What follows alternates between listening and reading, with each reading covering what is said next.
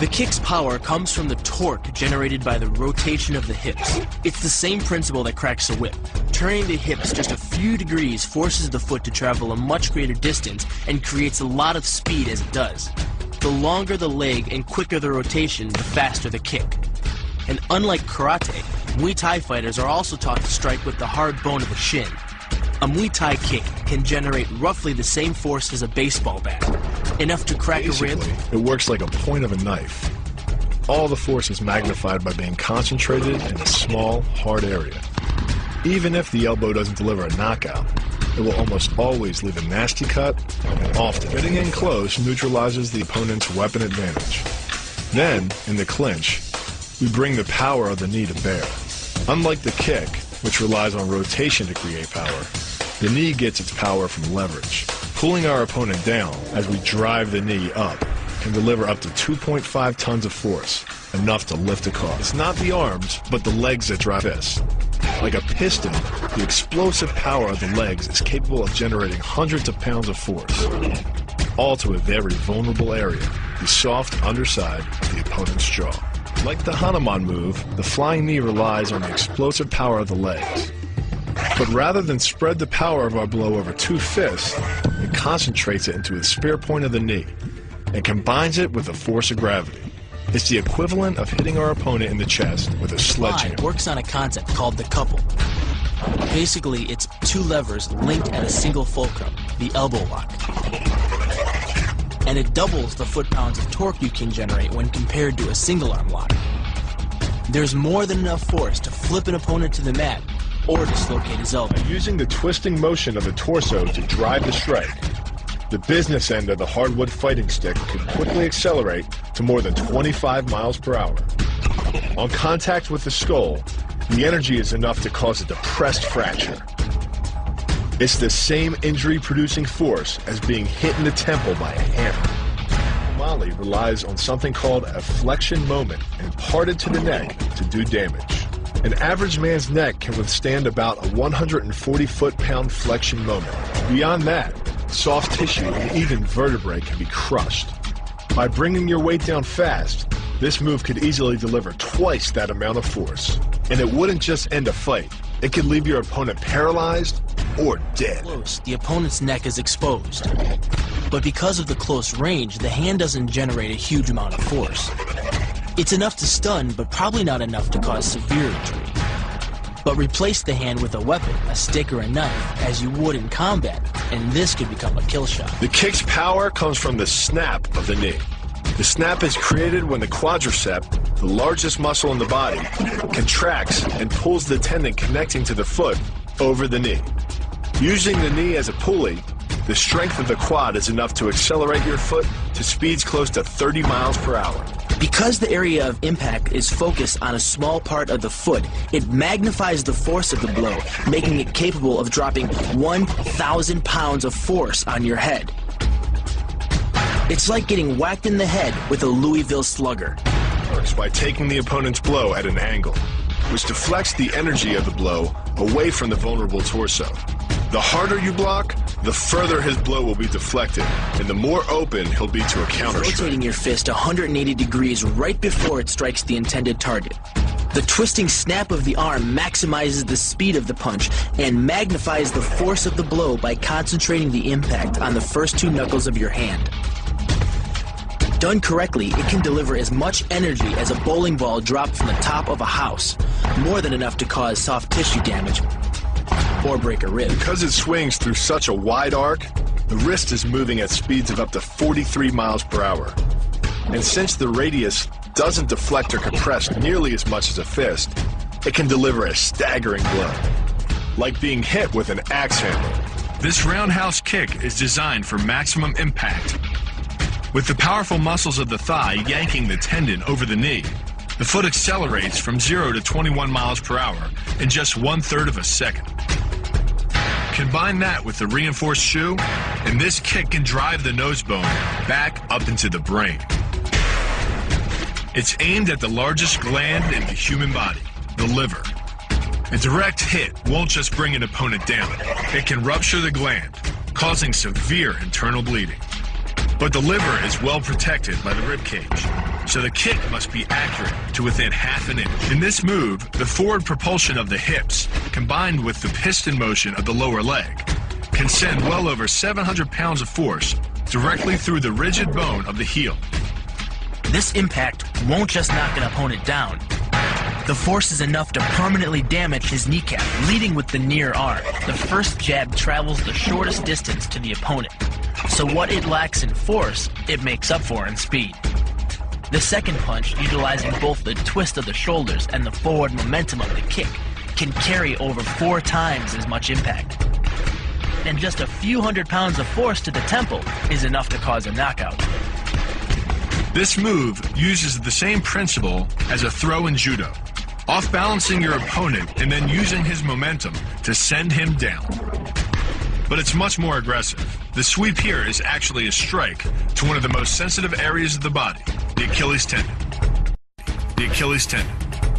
The throw works just like a crowbar, where your leg is the lever and your hip is the fulcrum. The trick is positioning your body in just the right place. If you're just an inch off the placement of your thigh and hip, the amount of energy needed to throw an opponent can more than double.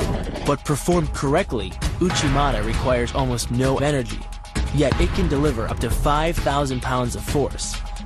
If it weren't for the mat, a throw like Uchimata would be enough to cause serious injury or even paralysis. You use the strength of your legs to maintain your dominant position while you secure the choke.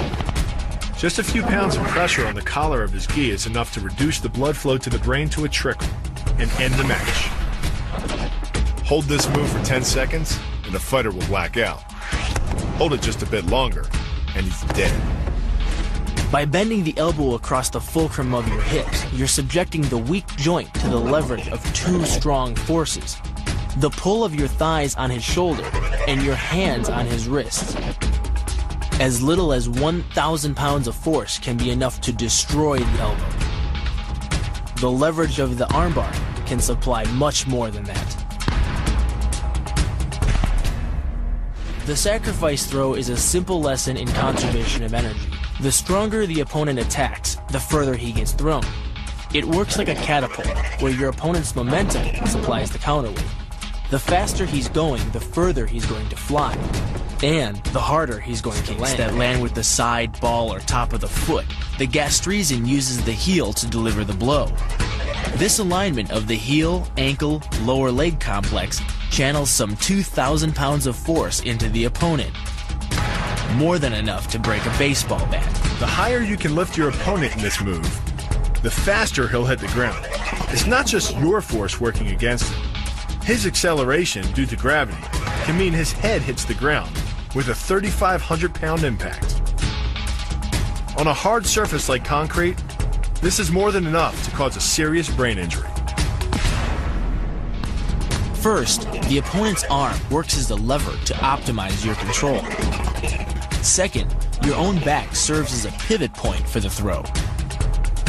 The strength and stability of your back allows you to throw a much heavier opponent than in a move that requires you to lift him. This move uses your opponent's arm as a lever working against him. The greater the torque on his shoulder, the greater the pain inflicted. And exceeding the joint's normal range of motion causes more than just pain.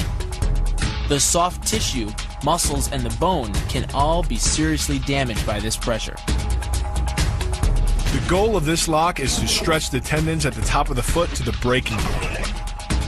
The strongest tendons have a tensile force threshold of just over 400 pounds. Applying any more pressure than that can tear the tendons from their base or snap them in two. Because you don't have time to cock your arm in a surprise attack, bursting's effectiveness doesn't come from the rotational power of the torso. Instead, it's driven by the legs, which hurl you forward into your opponent. Both the block and the strike land with 300 pounds of force, more than enough to collapse the windpipe or fracture the delicate bones of the face. Doing the 360 defense requires you keep your body in motion at all times, using your arms to defend different angles of attack. The key is keeping your arms at an oblique angle with your hands open and straight so that you don't take any blows straight on. Each is deflected down the angle of your forearm, which reduces its impact. Your opponent is relying on his grip strength and outstretched arms to maintain the choke. The strength of your back and shoulder muscles is greater than the applied force of your opponent's hold, so it doesn't take much to break his grip. And the closer your hands are to your own neck, the greater the leverage. The disarm is basically a judo wrist lock and uses many of the same principles. By pulling your attacker forward as you turn, he loses his balance, giving you control of his wrist. The barrel of the gun then becomes a lever, allowing you to take the gun.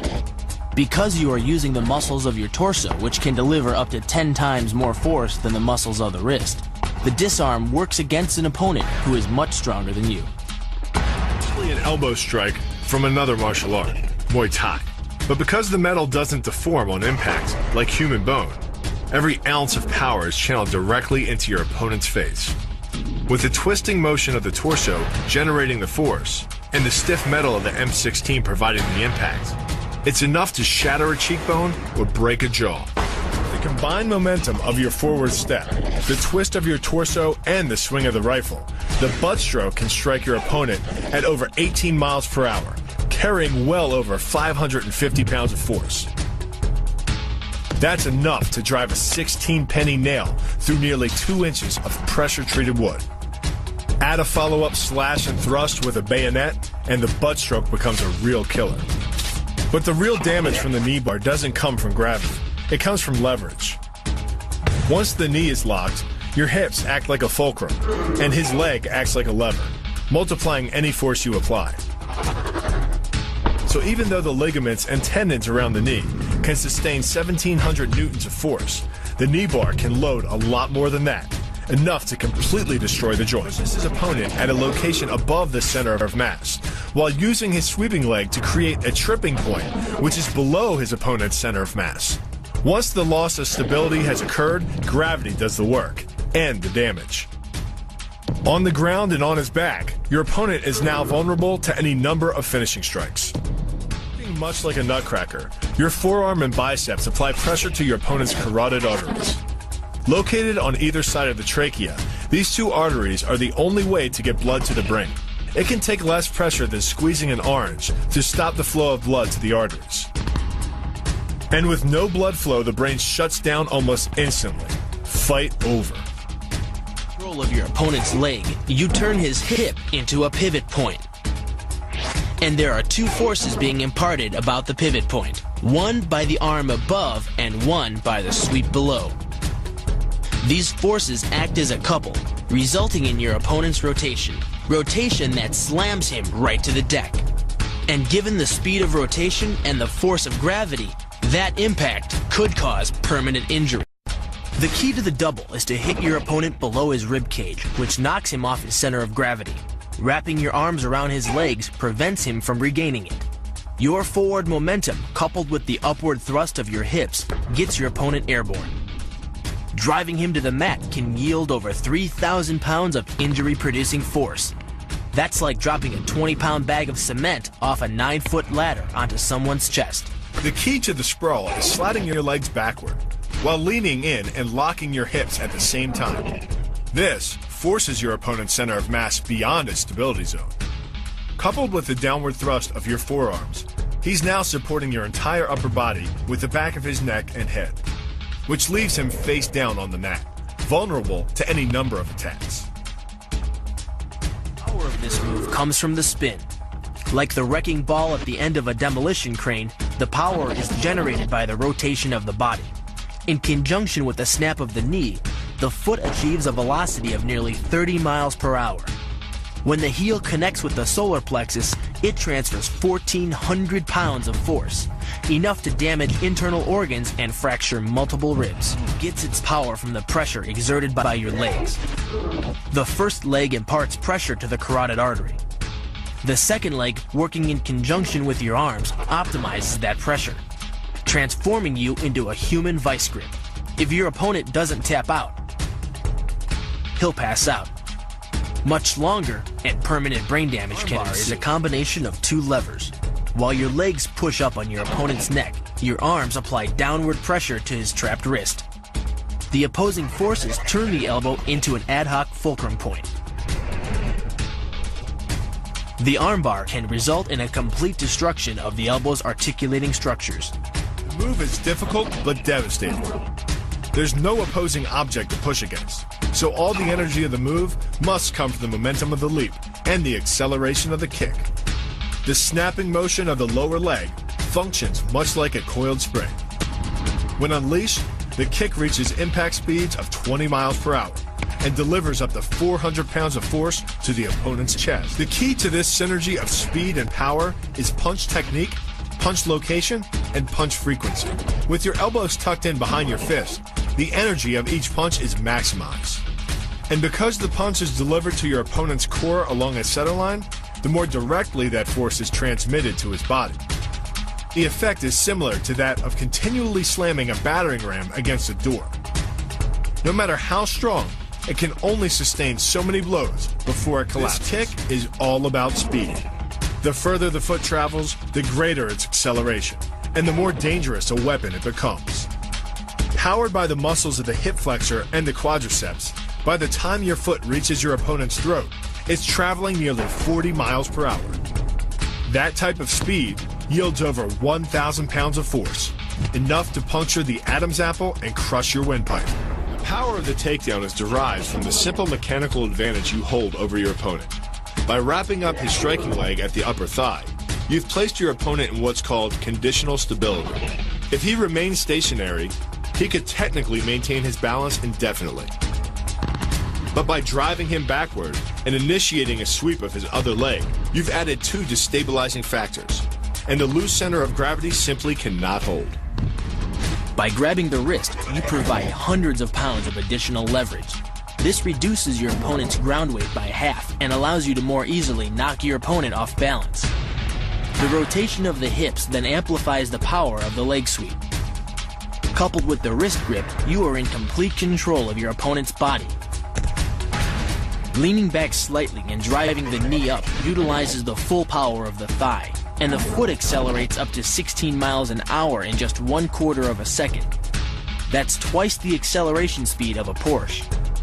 Coupled with the rotation of the hips, the kick can impart 450 pounds of force upon impact with the ribs. When executed perfectly, it's a motion similar to cracking a 2x4 with a sledgehammer. The calf crush works because of the ankle lock.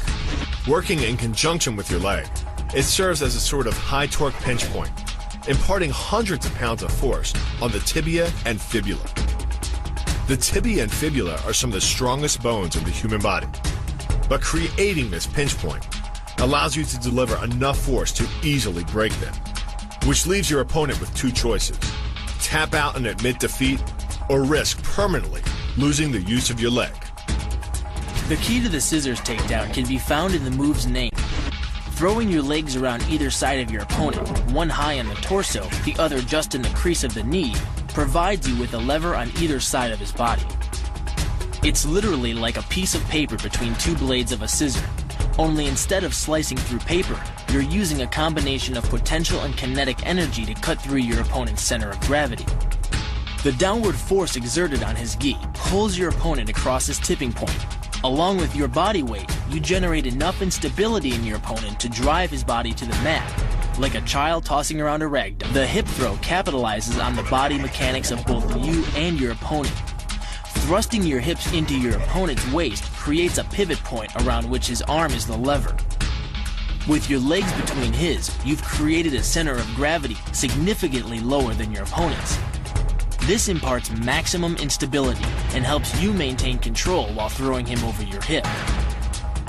The throw, coupled with the downward force of gravity, generates a speed of 8 miles per hour, which can create more injury-producing impact energy than...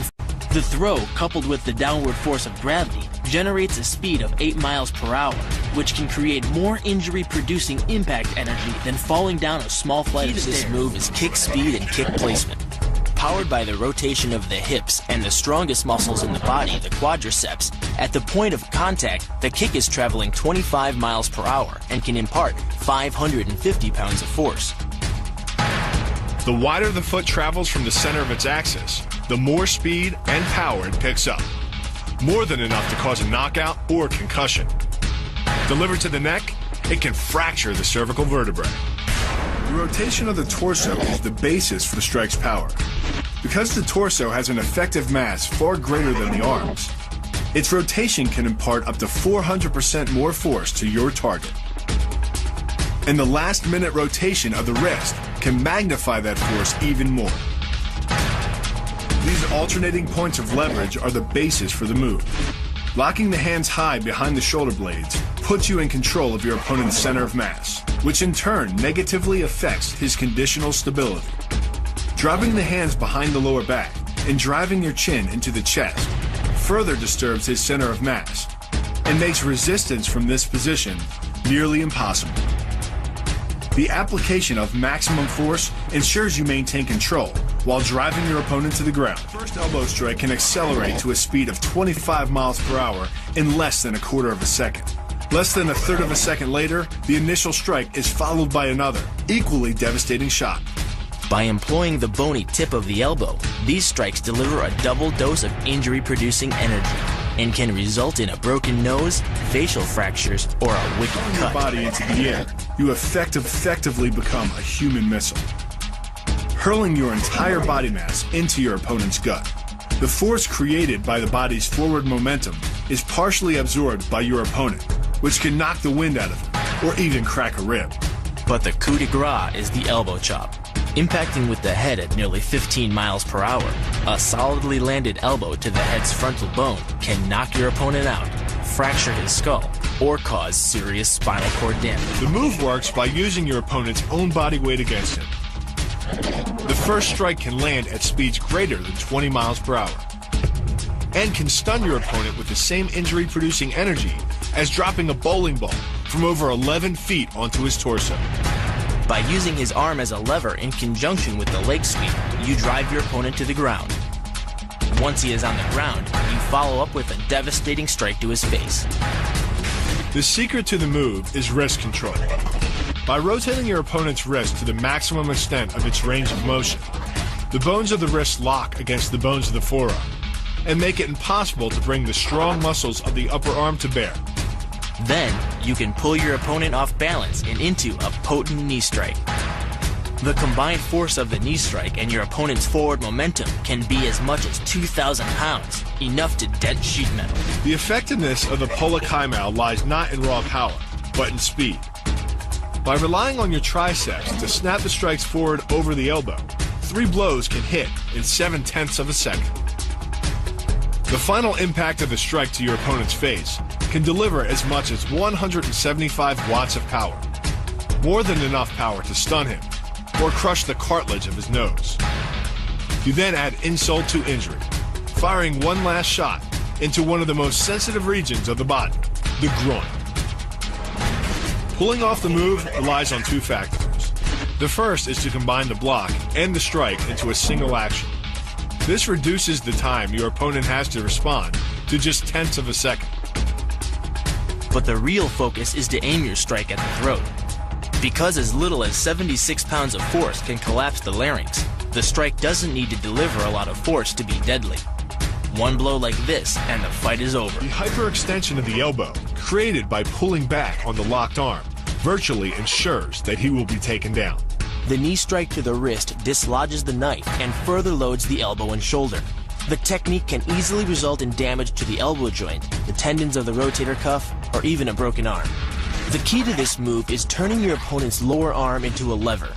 By grabbing his arm during the initial attack, you set up the lever such that direct loading to his elbow joint is achieved.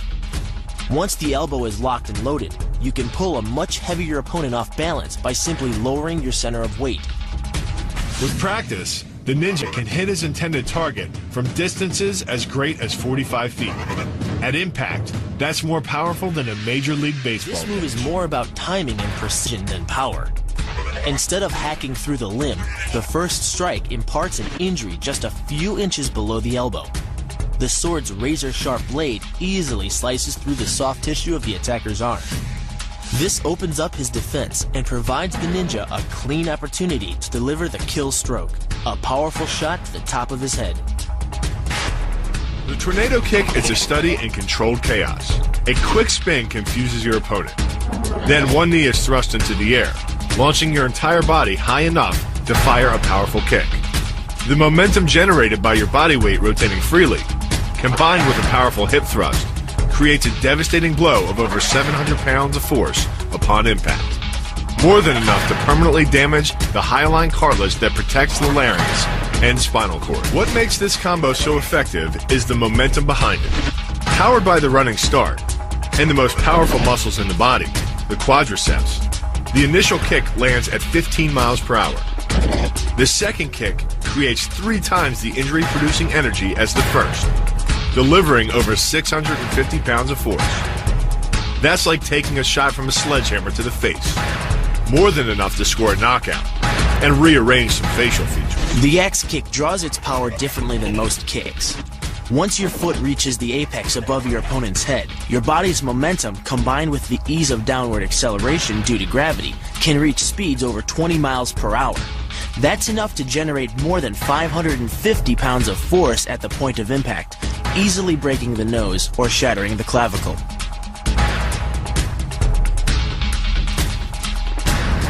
The power of this move comes from the spin.